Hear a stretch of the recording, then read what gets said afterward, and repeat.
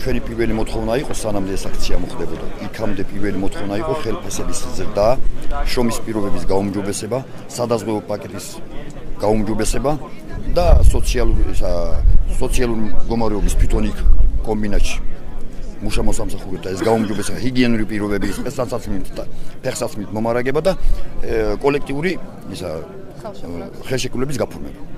და ამას დაემატა ახლა ყველაზე პირველი რომ 184 ადამიანი რო გაგვანთავისუფლეს. ეს დადგა პირველ რიგში. სპეცსაცმელი რო აღარ გაცვია, კარი, ფეხსაცმელი რო აღარ გაცვია. ხო შეიძლება რომ რაღაცა უსაფრთხო ის მოხდეს, უბედური შემთხვევა. ახლა მდგომარეობის გამოსწორება კიდევ. ახლა რო ახვიდეთ კომბინატში და ნახოთ, სადაც მუშაობს ადამიანი, დაბლა სულ ყინულია. ყინულზე დგას 12 საათი. ამას ხო გაუმჯობესება უნდა, რაღაცა ელემენტარული პირობების შექმნა ხო უნდა. მუშა სად ჭამს პურს? პერერივზე. აი ეს ოთახი უნდა ნახოთ. სად იცვლის? ამას ხო ცოტა გამოსწორება უნდა, რაღაცა მაინც რა, რაღაცა ხო უნდა იგრძნო ადამიანმა, რომ დღეს ეს გაკეთდა და ხვალე შეიძლება კიდე რაღაც გაკეთდეს, მაგრამ უფრო ყველაფერი რო ფუჭდება და ყველაფერი რო ოხრდება, მოქცევა ისე მოფხრობა. რო აი თითქოს მონები ვართ რა, ასე რა. მე ვარ და ჩემი ნაბადიო, რასაც უნდა იმას აკეთებდი რა.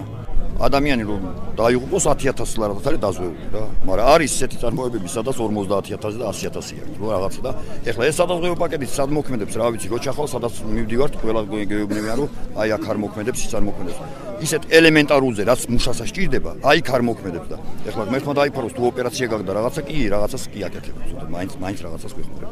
ზეწოლის ფაქტები ეხლა მე პირადად რა ვიცი, ეხლა მე არ შემთხვევია ეგრეთი, მაგრამ არის, ბევრი არის რა არიან, ეხლა აქ წარმომადგენლებიც არიან, რომელსაც ეგ გადახტავთ და მე ეხლა იმათ სახელით ვერ ვილაპარაკ ამ ნამდვილად რა არა შემთხვევები თუ ყოფილა საწარმოო ტრამვების?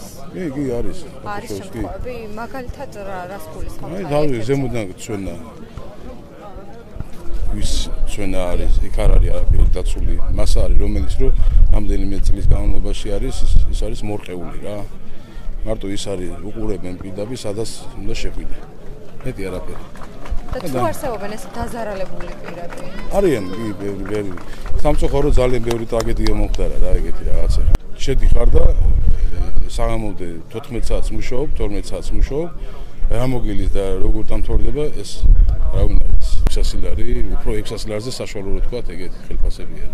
ეკოლოგიური დაავადება ძალიან დიდი რა.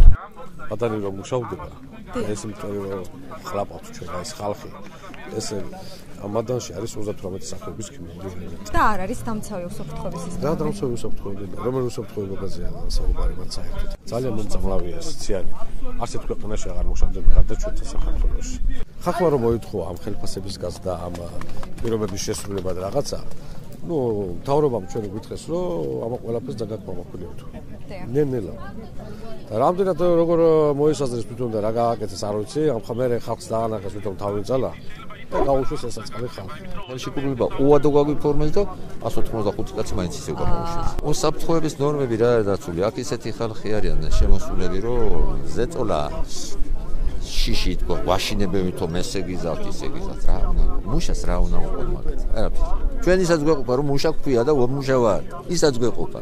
ახლა 12 საათი მუშაობ, 12 საათი, 8-დან 8-მდე. უსაფრთხოების პირობები არანაირად დაცულები არ ვიყავით. გაუწოვარ ვენტილიაციებში, კისლატებში დაგწამლა უფროსმა, მუშაობდით. დენ სირთმევოდა სამჯერ მედენმა დამარტყა და გამისროლა 5 მეტრაზე. მე ვიყავი ერთადერთი აქტივისტი ლაბორატორიაში, რომ დენს დამარტყავდა, ამოვიღებდი ხმას და ურეკავდი უსაფრთხოებას და მომყავდა.